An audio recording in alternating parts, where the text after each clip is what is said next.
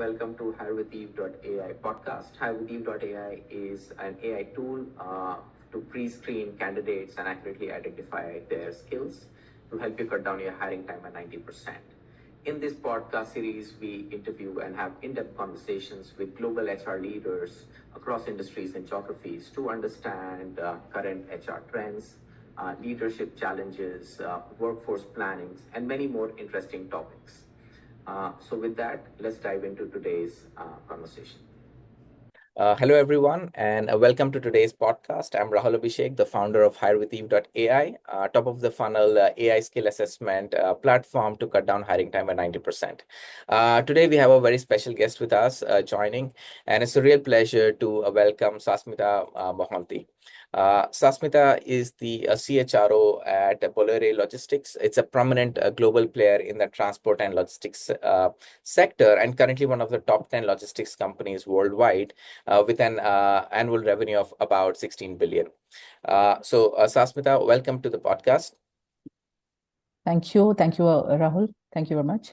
And as we start with the episode, would be great to hear a bit about your own career, your journey, and have you introduce yourself.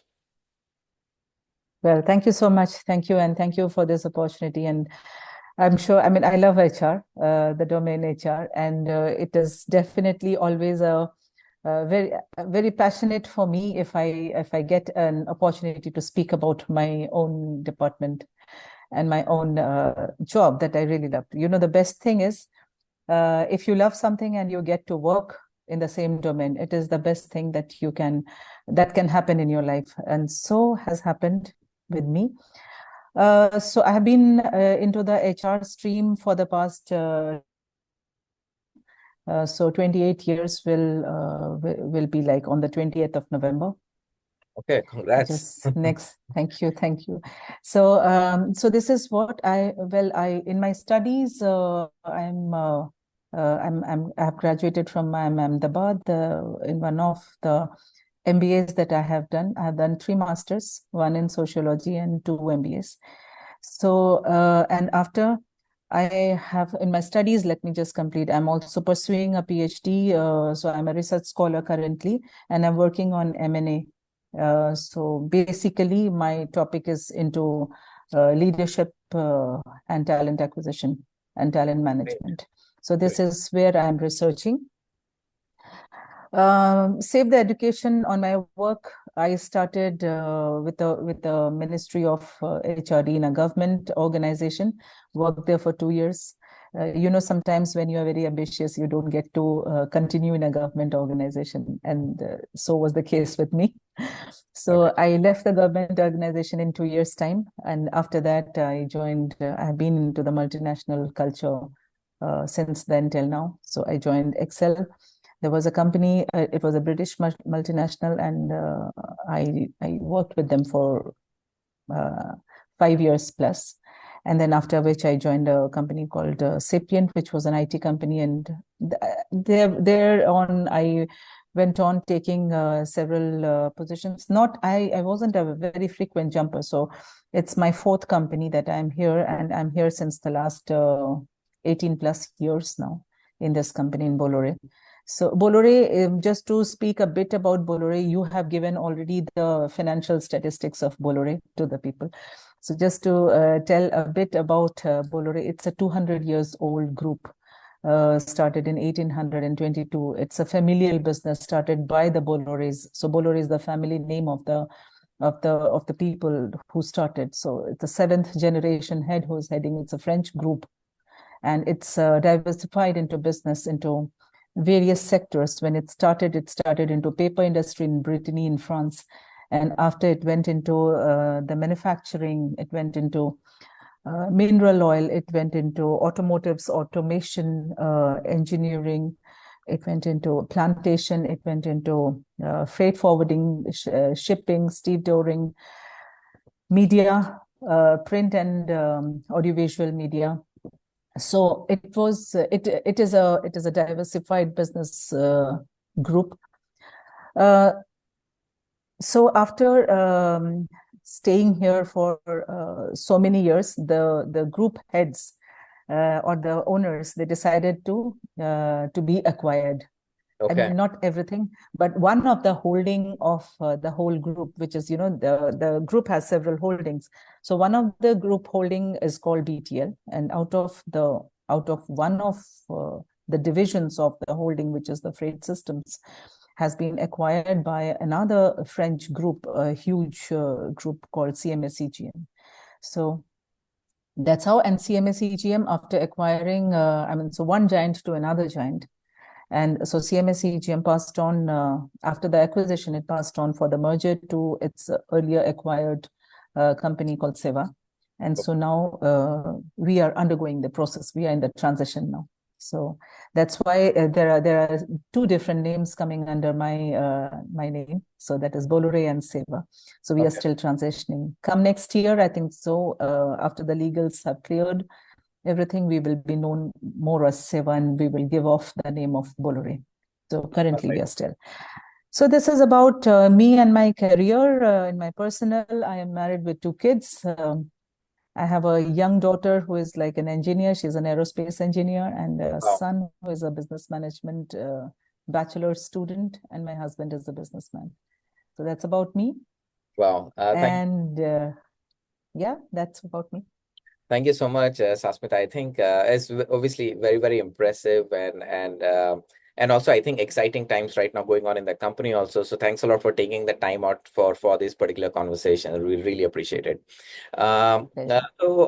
Sasmita, you have had a very long career within the domain of HR. One of our key beliefs and question is that we believe HRs are definitely the superpower of the organization. They are the ones who brings the team together and make sure that the key initiatives, developments, etc. happen. What I would like to know from you is if you could shed some light on what do you think are some of the superpowers that this particular position and domain brings. And at the same time, you could also talk about the key weaknesses that you have observed that the practice and the domain should really actively work on and keep an eye out for. I'll give you a very short answer here, Rahul. HR, while I'm doing the study or doing the research on management, and my topic is also leadership and talent management. Out of the studies that I have done about, from 1922 until date, the journals that I have studied, and this is a very good thing, and I would definitely like to share. Most of the mergers and acquisitions, the giants who decide to acquire a company, and the giants who decide to be acquired, for them it is good money. But the company who tries to acquire another company, they take and they say that we are acquiring the company for business and people, and we take the company for business more so because they see some kind of profit in that. Okay. Now, where most of the companies, this is not me saying, this is the study which says, this is the research which says, most of the company, that means about 75 to 80% of the M&As, they fail. You know why they fail? Because when you acquire a company, the commercial part is always taken care of. And after a couple of months, or after 6 months or 1 year, the company is not the same as it was earlier.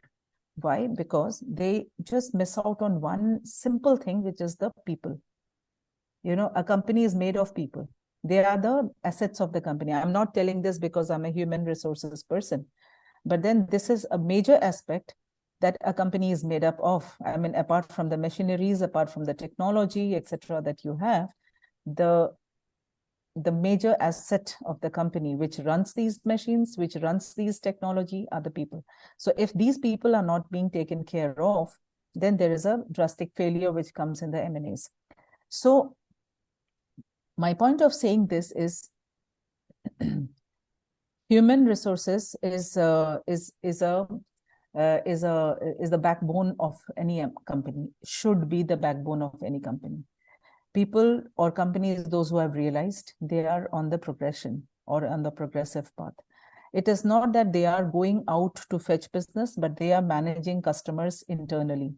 That means every single employee existing in the company is an internal customer. For a sales who goes out to sell, It's a customer to be faced for 1 hour, half an hour, say, yes, sir, we will do it. Whatever business you have, we can fulfill it. Back end, we have a good team and they will take care of it. But when a human resources manager takes care of a person internally, that means taking care of the customer, he cannot mess around, or she cannot mess around, because the person stands in front of him or her 24/7. Okay, so that's a very difficult customer to handle. Right.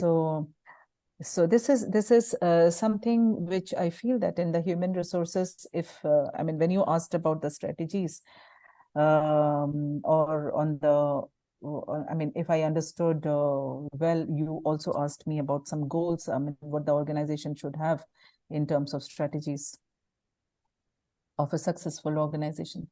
They should definitely identify the talents and talent identification, retention, and employee engagement that will improvise on the productivity. When I say it will improvise on the productivity, because a mass of motivated employees can only increase productivity.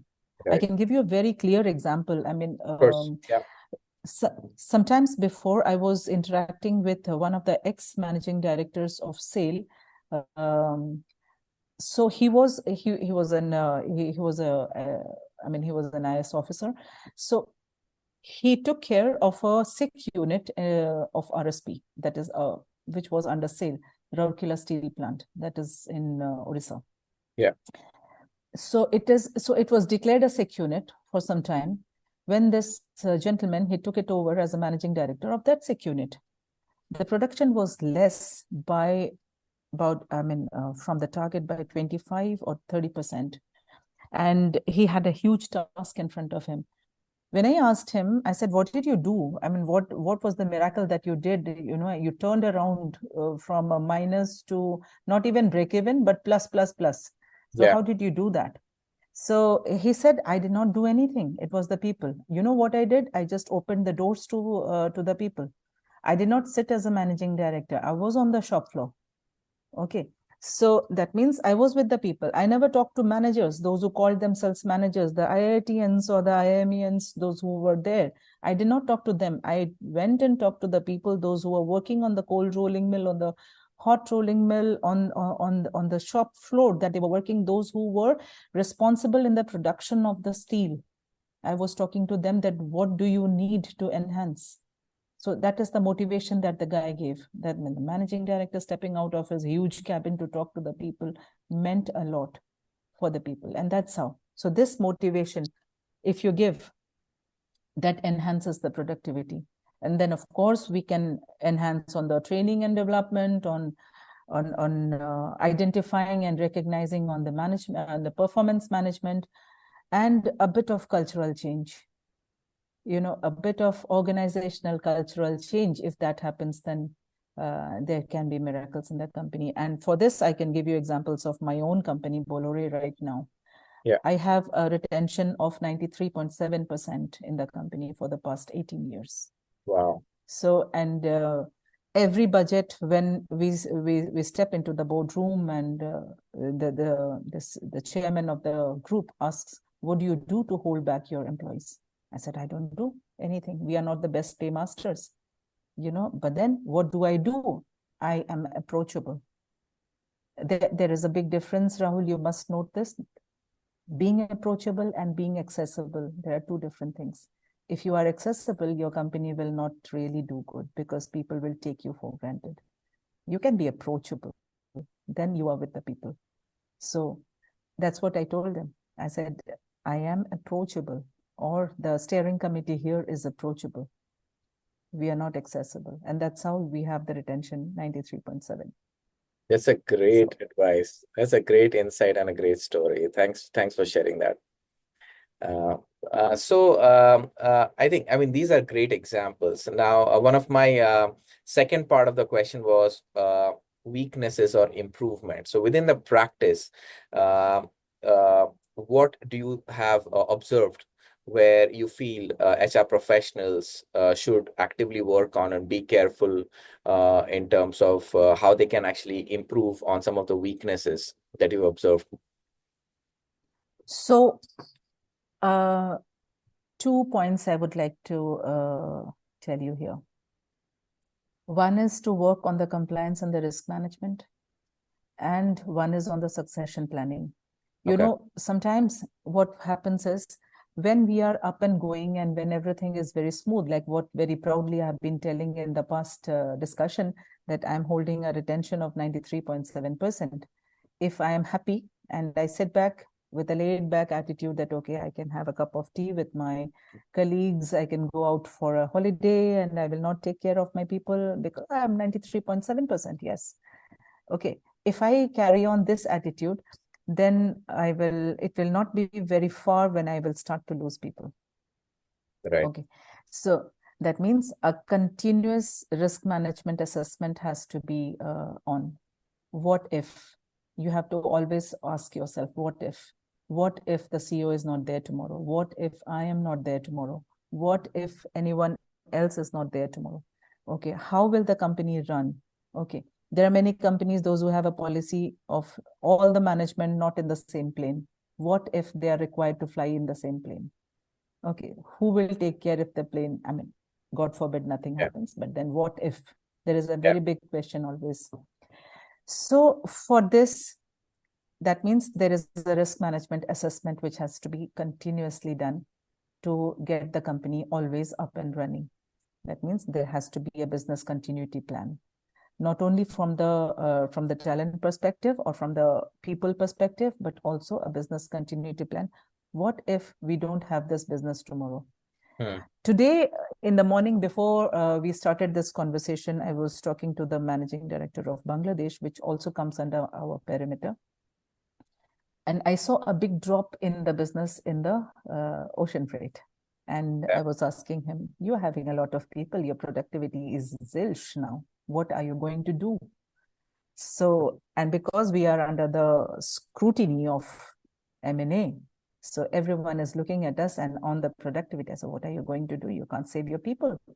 You know, there'll be a lot of savings on the overheads that we will come back to you as a question.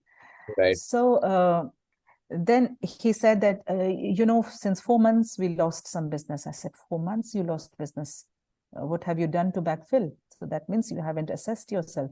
You have a huge team to take care of a certain aspect of your business, and you don't, and you tell me today when I ask you that you have lost some business, that means you don't have a plan B. Okay, so in this, it is also the job of the people to do a risk management always, because we are into business. We are not into it is not that Seva/Bollore is the only existing company in this industry or in this trade in the world. Correct. We are having neck to neck competition, and every day, every moment, the salespeople, they go fight and get business. Correct. You know, like in the borders, like, I mean, this is a controversial statement perhaps, or maybe you can edit it if you want. In the borders, the Javans or the defense people, they go and arrest some notorious people. Correct. But then due to whatever reasons, they are set free. Okay, so something like that. So if you are assessing some business which can be a loss or which is a project business, it is a one-time business, for that you cannot have a lot of people. So you must have your plan B. That plan B leads to another point, which is succession planning. Correct. That means in a career development, you should have a very, very viable succession planning in place. That means when you are doing, you know, very common statement that I hear from the people when the human resources department, by the end of the year, like now, like we are in November, when they start the performance appraisal exercise, that is the PMS, they say, again, another year, another paperwork. Okay, paperwork. That's not the right thing. It is not a paperwork. It decides the career of a person. It Correct. decides the career path of a person. And in most of the companies, they think it's an exercise that it has to be done, kind of. Okay, it's a compulsion, so it has to be done. People, those who take it seriously, there is a column called Who Can Be Your Successor? It is not that we are planning to chuck you out of the company. It means we are planning a growth for you. That means unless you have somebody who can take your place, you cannot take somebody else's place in an N+1 position. Correct. Right. So you will have to view yourself and think yourself on that positive note and positive line.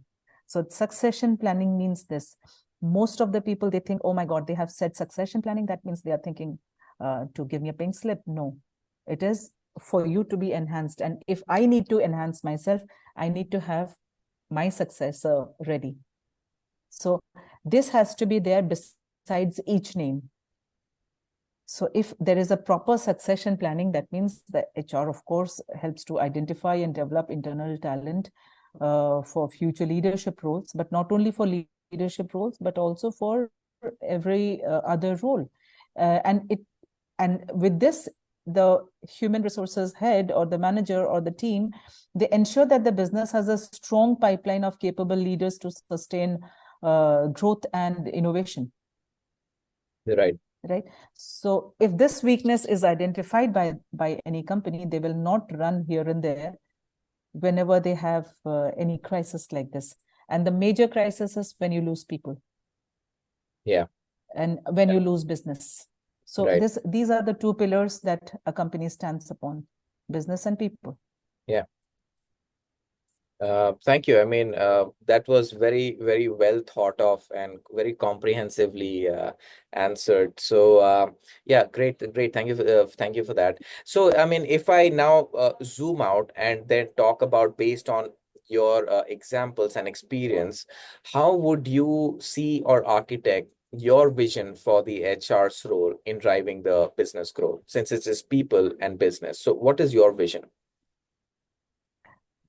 HR, I mean, when it started, the human resources, when people say HR department, HR manager, or talk to the HR, it is always not the right thing.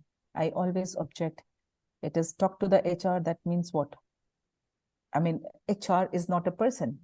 You have to name the person, or you have to say that talk to the HRD department. Unless people have the segregation between D and department, they are not going to understand what this means. HRD department, it is not HRD.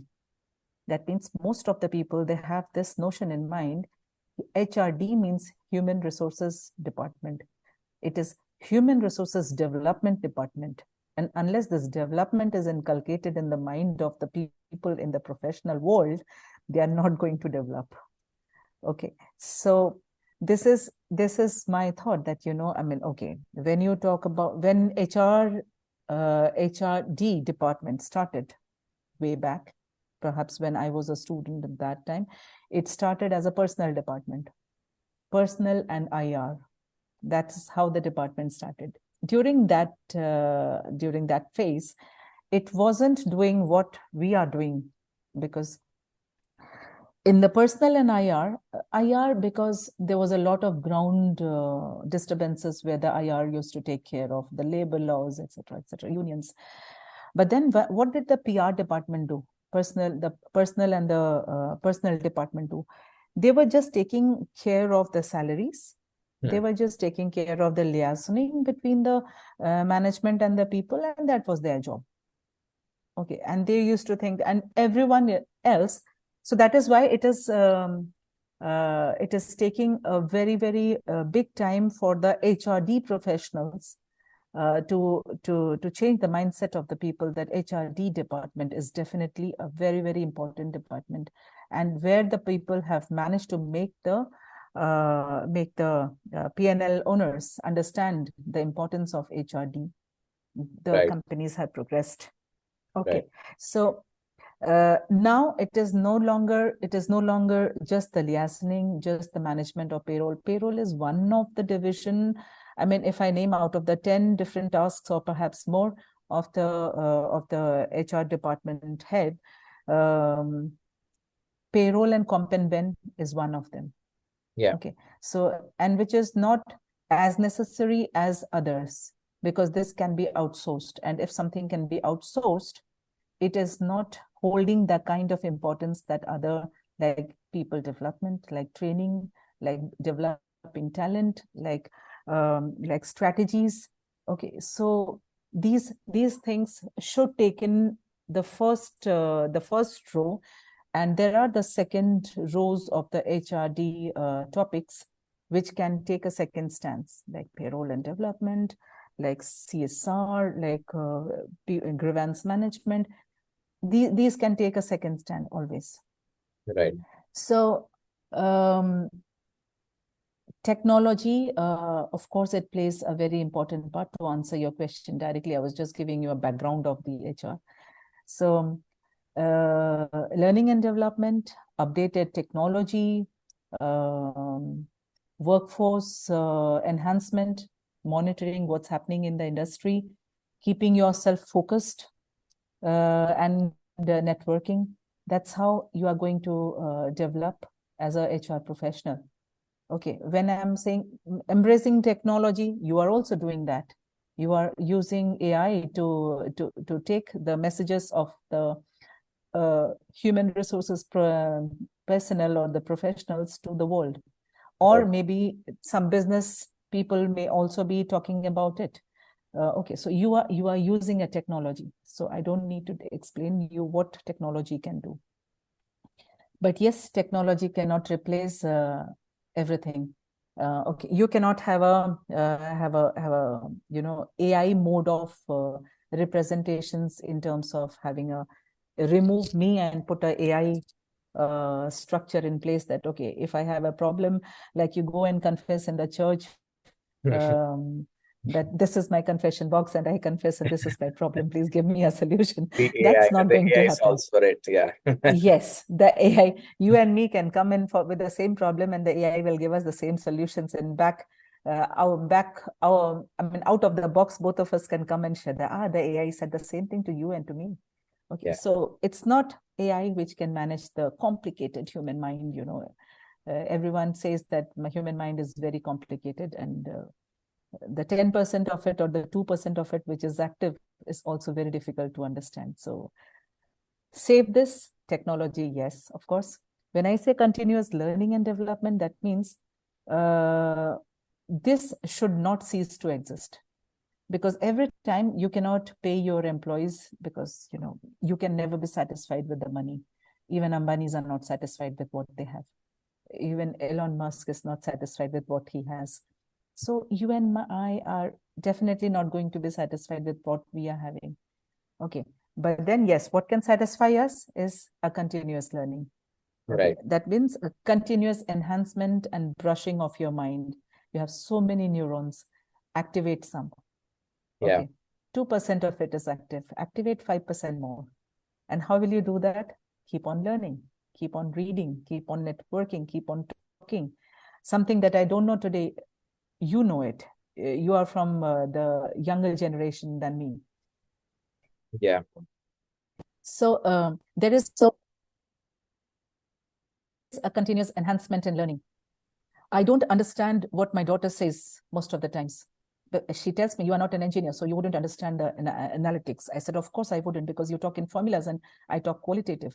So, and you will not understand what I say, because for you, everything is physics and mathematics.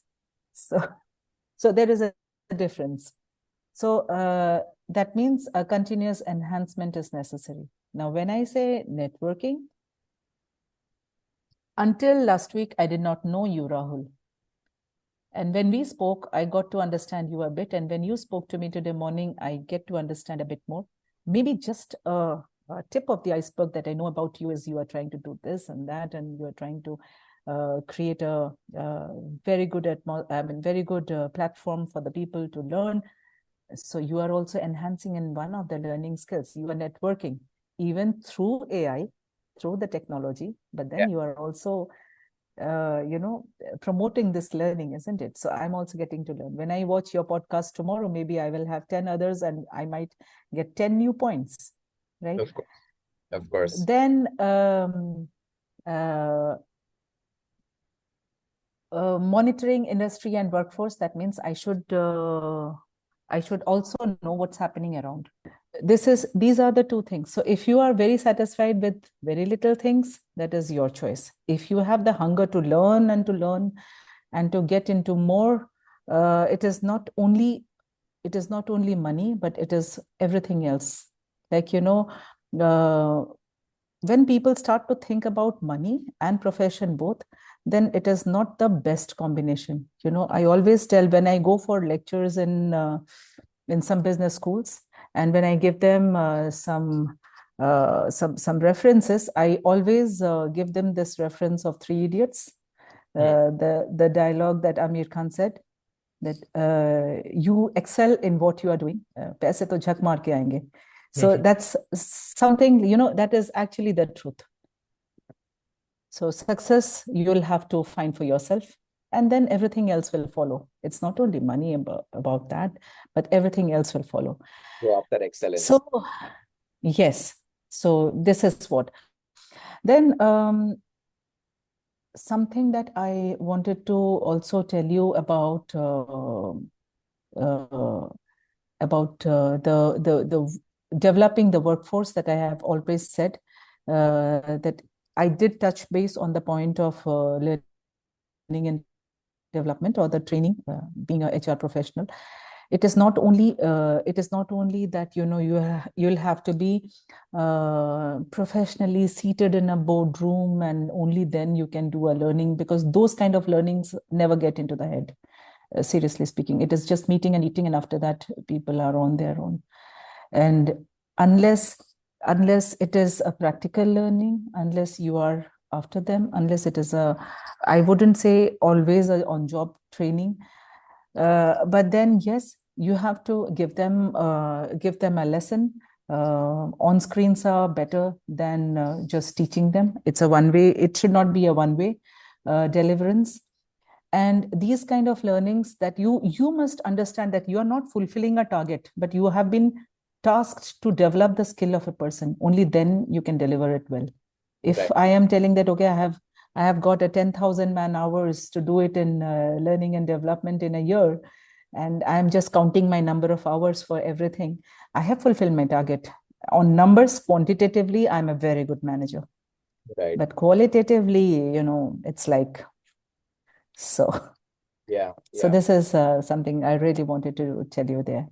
I mean, it makes a lot of sense. And I think it is hard for people sometimes to really realize with that, when you're just driven by a KPI, Yeah. and that drive, sometimes you do forget or neglect the actual quality, excellence, or if the real progress is happening. So I think that's Absolutely. definitely a great point that you add there. Um, so Sasmita, I mean, you of course talked about your career and all the you've always kept yourself up to date with the various courses, etc. that you've been doing, and also pursuing a PhD. One of my questions is on the HR trend market, etc.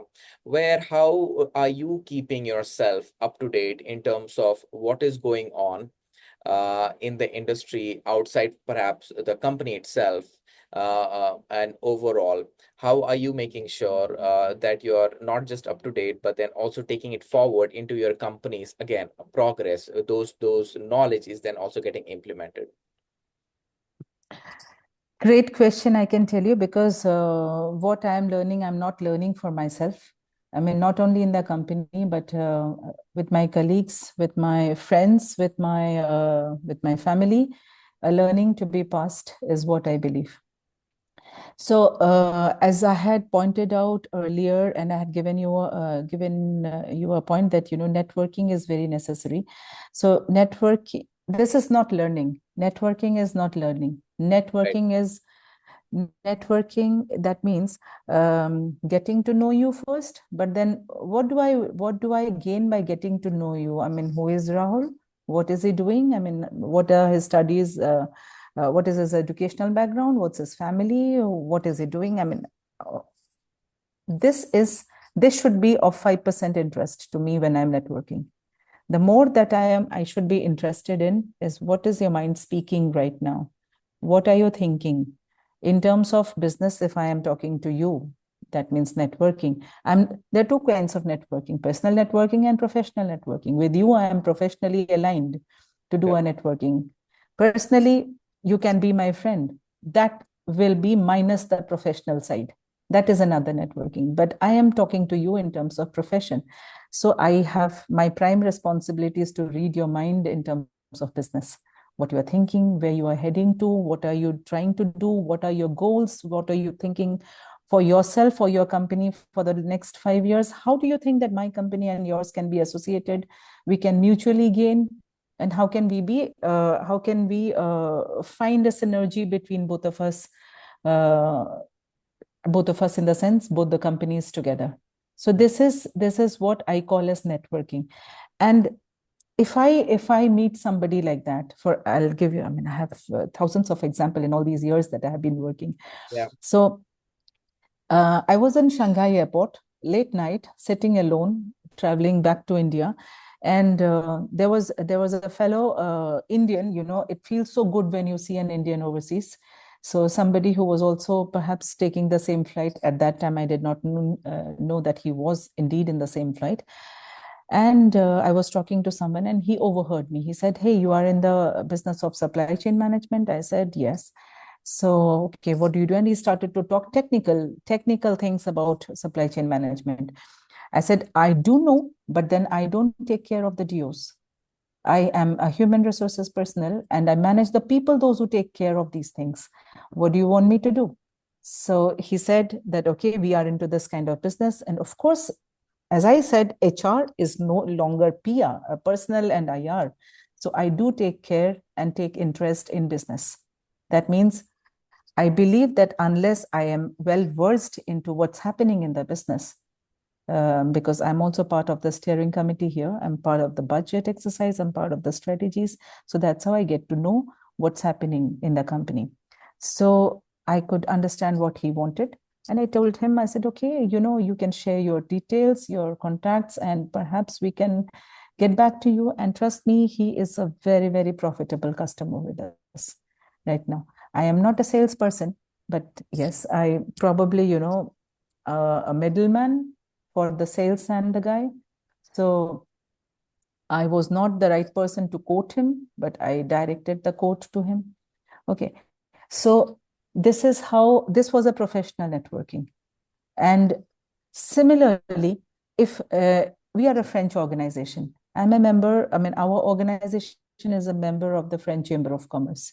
Right. So there are some more than 150 companies, those who are French companies, those who are member of the IFCI. So what do? We have networking meetings. So in that, we try to find synergies, and everyone is like that, not only me. They try to find synergies. What Bollore can do for us, what Sasmita can do for them is not necessarily the best thing. What Bollore can do for us, or I would be thinking what Atos can do for us. So what any other French company can do for us, for example, if they are in the same panel. Or in the personal networking, they might also think that, okay, this person is a very good fit for our company. This could also happen. Okay. Right. Then, yeah. So this is how to attend these network meetings regularly, connecting with other HR professionals, to attend events and join online communities to exchange ideas and insights. It helps you learn from the peers who may need in how do I say, in implementing new trends. Right. Yes, because the other day I have one of my fellow colleagues, researcher who is in Airtel, and they are, Airtel is a different industry altogether. So they were trying to implement AI tools in HR. I got very fascinated. I mean, I'm talking about some years before. I got pre-pandemic. I got very fascinated without realizing our strength. Okay. So when I got fascinated, I said, guys, let's also do it. Okay. I did not realize the strength of our company, our people, but then we initiated. We went to a certain extent. Of course, we are not 100% there, but then we are 60+% there already. So it is not like it is, if I had never thought of, and I had thought of that, okay, this is my lag and I'm not going to do it ever, I would have never been even in 20%, but at least we are in 60. So let's see. I mean, this is how, this is how the networking helps. Then also something like, if you can adopt a future-focused mindset, if I may say, a future-focused mindset. If you adopt that, that can really help you to engage in like regular scenario planning exercises to anticipate potential changes in the business environment, technology, if you say that, and the workforce behavior, of course. It also helps, like, you to prepare for new trends before they become the mainstream. So yeah, that makes sense, and those are fantastic examples. And I do have to, I should point out, like the way at the very beginning of the answer you mentioned, what I learned, I'm learning not only for myself but for my company, for my family, and this is a great way of looking at learning. I think absolutely. that should really give a perspective to pretty much everyone in terms of it's not just self-benefit, and we should very actively focus on learning, because it is everyone who we impact, who comes in contacts with us, if we are learned, if we are knowledgeable. And of course, there is an aspect of business as well as personal. So great. Thanks a lot for sharing that, Sasmita. Now, when we started the podcast, you did mention about the great retention that you have in the company of talent of 93, I think 0.7%. And so if we just double click, go deeper there, what are some of the key focus activities and initiatives that you have championed and taken in order to really achieve that? Not something which is a rocket science, I would say, Rahul. Very little steps. I mean, when you can call them as baby steps, like, short-term workforce adjustments is something that we have adopted. It's like a more agile approach to workforce planning by developing a contingency plan, and that is thanks to pandemic also, which enhanced. I mean, something that we were doing it, and we never realized that this could be one of the biggest strength. And we were taking efforts in doing it pre-pandemic, and now it is in a flow that is happening because pandemic has taught us some very good habits as well. And these have scaled up the business needs. I mean, these contingency plans with this. I mean, I'll give you a very classic example. Sure. Earlier, pre-pandemic, okay, with these retention plans, I'm telling you specifically. So pre-pandemic, for managers in a private company like us or any other company, when we are on holidays, I mean, it is a so-called holiday. Okay, it is not a holiday. Even if we are on the beaches, we are in the mountains, we are 24/7 accessible on the phone. If there is a necessity, you are there. You should be there. You're bound to be there. Yeah. Okay. So if I'm undergoing a surgery, I'm out of the ICU. If my boss calls up, I will take the call. And when I'm telling you this example, it has actually happened with me. So that means, but then after pandemic, this is not the case anymore. When I say there is a more agile approach of working, that means nowadays it is no more leaves. It is like work from home. Boss, I have some work commitments, some personal commitments at home. Do you think I can take a work from home? How does that tally? I don't understand yet, but then I am adapting myself to that. I have some personal commitment, so can I take a work from home? So if you have a personal commitment, how can you work from home? But then the best thing is, yes, but then the best thing is, what here is, when you are in the office, you're not working actually 8 hours. You are not working 8 hours. Out of the 8 hours, you are definitely only putting in 4.5 hours, or 5 hours maximum. Okay, and people like us, those who are into the strategies and all, We really put 4.5 hours, 5 hours maximum in a day. And rest of the times we are in meetings, we are into different, of course, productive discussions. I am talking to you for 1 hour now. This is not related to my work, but yes, this is an extension of my work. Perhaps my experience may help someone else. Right. Then, yes, I would be spending a time, my colleagues would be seeing me having a cup of tea for 30 minutes with the CEO. I mean, they would be thinking, oh, wow, what a life. Okay, it is not actually the life of 30 minutes. In that 30 minutes, I would be royally, winding up my neurons in the brains, sitting in front of him, giving him answers and taking some feeds from that. But yes, these are certain things that helps, to wind up yourself. Then I told you about the flexible work arrangements. Then also something that I can tell you is, which I believe a lot, is cross training or multitasking. Cross training, which leads to multitasking. That means in our business industry, I mean in business,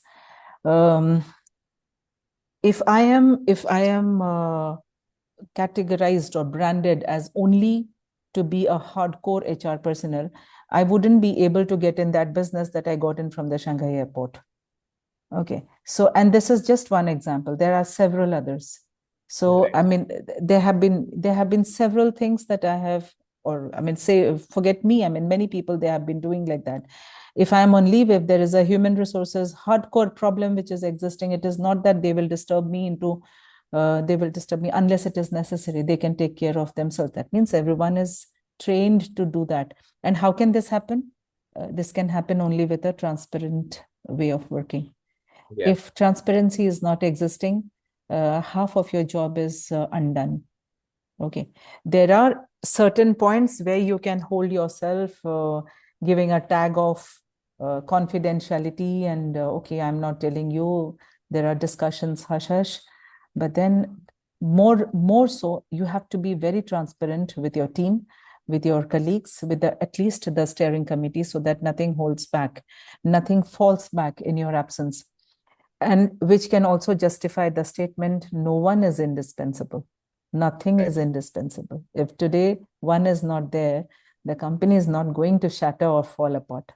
Yeah. Okay. So this is something that that one must focus on. What I feel, I mean, this is my personal opinion, and also too, one of the major things when we do certain studies and all, during appraisal times, during non-appraisal times, or during a period like what we are undergoing, a transition phase in the M&A, is like to focus on critical roles and skills. Right. And if you can name them in one word, it would be focusing on talent. So this is something that you have to really take care. To show. Okay, sorry. Okay, so these are certain upskilling and reskilling facts that I wanted to discuss with you on this note. Perfect. So again, thanks for that, Sasmita. Now, as we come close to the podcast, one of my final question to you is, what would be your advice for the young generation, someone who can learn a lot from you and your experience, and are about to join the workforce, targeted towards the practice and the domain of HR? Few things. Find and nurture a mentor, number one, as a youngster. Build your network, build connections, because in silo you cannot really work. If you think you are very smart, you are horribly wrong. So you have to have a network. You have to find your own mentor. Try and build yourself to be financially savvy. Don't spend everything that you are earning. Save as much as you can, take a flight and reach your near and dear ones when there is a necessity. Something which is very important is follow your passion. Mm. and be very practical. Something which is very necessary for the youngsters, when I deal with the young leaders or the young young people, I always tell them something which is like, be patient and persistent. For a quick jump, for a quick rise, they are very impatient and they keep on. So I always tell them, be patient, give yourself some time, give the company some time, and be persistent. And what I can tell finally is, to the people is, your career is not a marathon and not a sprint. The key is to develop a growth mindset. Unless you do that, you are not going to progress. Stay flexible and embrace opportunities to learn and connect.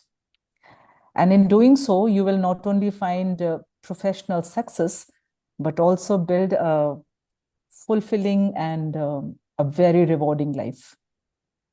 Wow. I have done that for myself. Yeah, I mean, that's a great advice. I mean, have a growth mindset instead of thinking of it like a sprint or a marathon. I mean, that really that's a very specific, pointed, and I think even for myself, I would take that advice. So that's a great one. Sasmita, I would really like to thank you for this great conversation. I think it was definitely one of the best interviews that we've had, and for your time. And we wish you the Pleasure. very best going forward, and a good day ahead. Thank you very much, Rahul. And thanks. I really loved to talk to you and share my ideas. I really wish you all the best. And I wish that I see you in the zenith in what you are doing, and wish you all the best. And I will follow you now that I know you. I will see all your podcasts. All the best for your career.